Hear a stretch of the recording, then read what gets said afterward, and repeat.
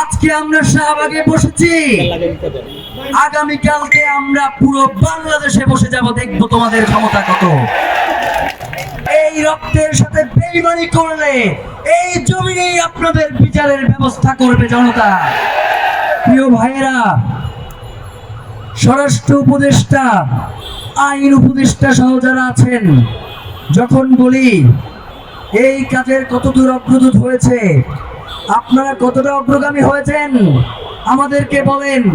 এই কাজ বাবা আমার মন্ত্রণালয়ের না, এই জামিন আমি দেই না।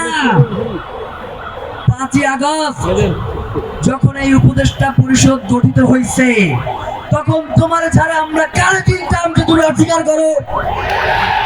এই জনগণের সাথে তুমি বিশ্বাসঘাতকতা করেছো। তুমি বিদেশে যাইতে পারবা না, তোমাকে এই ঢাকা বিশ্ববিদ্যালয়ে ফিরে আসতে হবে, এই জনগণের সামনেই তোমাকে দাঁড়াইতে হবে।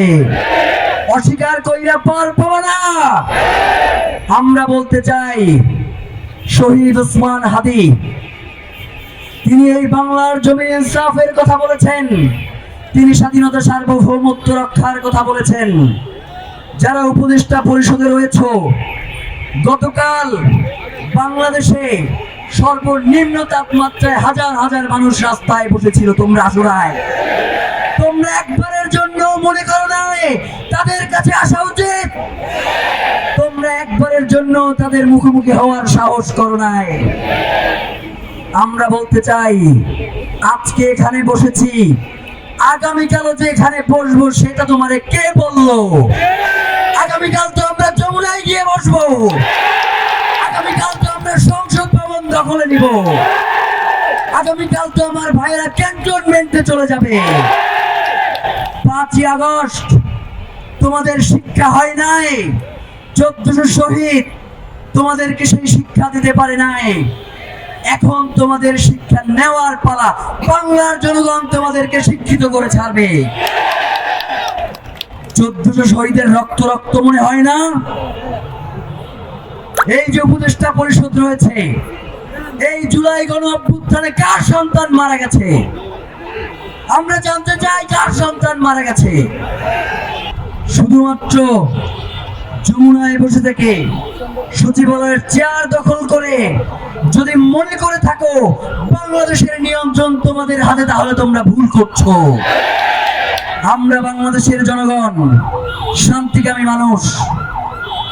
আমরা 12 তারিখে জানাজার মাঠে যদি ঘোষণা করতাম, এই সরকারকে আমরা চাই না, তোমার ক্যান্টনমেন্ট, তোমার যমুনা তোমারে কোনোদিন বাঁচাইতে পারতো না। আমরা চাইছি বাংলাদেশ স্থিতিশীল থাকুক, বাংলাদেশ শান্তিপূর্ণ থাকুক, কিন্তু তোমরা মনে করছো এইটা আমাদের দুর্বলতা। আজকে আমরা শাহবাগে বসেছি, আগামীকালকে আমরা পুরো বাংলাদেশে বসে যাব, দেখবো তোমাদের ক্ষমতা কত। প্রিয় ভাইয়েরা, বাংলাদেশের স্বাধীনতা সার্বভৌমত্ব রক্ষার এই লড়াইয়ে ওসমান হাদি নিজের জীবন বিলিয়ে দিয়েছেন। ইনসাফের এই লড়াইয়ের জন্য তিনি আজ আমাদের মাঝে নাই। ভাইয়েরা, আমরাও যদি কেউ শাহাদাত আল্লাহ আমাদের লিখে রাখেন, আমরা যদি এখান থেকে চলেও যাই আল্লাহর কাছে, আপনারা দয়া করে ইনসাফের এই লড়াই থামাবেন না। ওয়াশরুম ইউজ করে সেইটাও সরকার ইচ্ছুক না দিতে। সরকার শুধুমাত্র একটা ওয়াশরুম ব্যবহার করবে, তার জন্য তারা সহযোগিতা করতে চায় না। তাইলে এই রাষ্ট্র আপনার জন্য কি কি করবে সেটা আপনারা জনগণ ভেবে নেন।